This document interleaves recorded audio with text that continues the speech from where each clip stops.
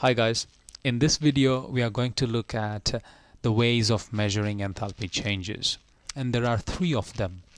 The first one is a calorimeter, which is an instrument. The second one is bond energies, values of which are always given in your data booklet, and the third one is Hess's law. We will talk about Hess's law in a different video. The figure on the right shows you the setup of a very simple calorimeter, which is also useful for your paper 3. Another important thing that we need to know is specific heat capacity. It is the amount of energy that you will need to increase the temperature of 1 gram of a substance by 1 degree Celsius. We are only interested in the specific heat capacity of water, which is 4.18 joule per gram per Kelvin. This value is also given in your data booklet. The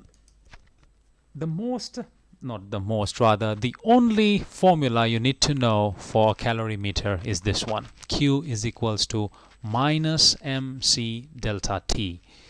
The minus simply stands for a negative sign. M stands for the mass of water that we would be using in our calorimeter. C stands for the specific heat capacity, and delta T stands for change in temperature. T means temperature, delta means change, so delta T is change in temperature.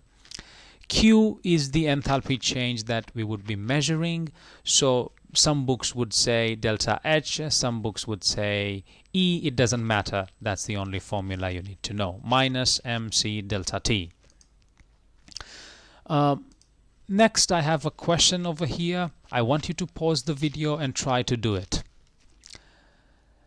Hopefully you would have done it, so I'll try to solve. It's minus m mass of water is 40 centimeter cube into C, that is the specific heat capacity of water. It's 4.18 given in the data booklet, and the change in temperature is the final temperature minus the initial temperature. So our temperature falls from 22 to 20.5. So 20.5 is the final temperature and 22 is the initial. So 20.5 minus 22. I substitute the values, and if I do the calculation, the final answer should be 250.8 kilojoules.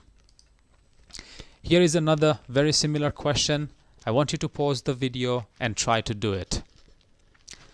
Now that you would have done it, let's try to see if you got it right or not.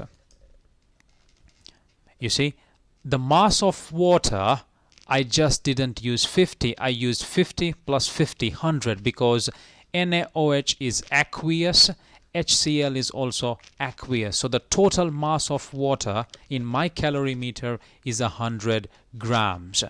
4.18 specific heat capacity of water, which is given in your data booklet, and the final temperature minus the initial temperature. And if you do the calculations, that should be your answer. There is another thing I'd like to draw your attention to.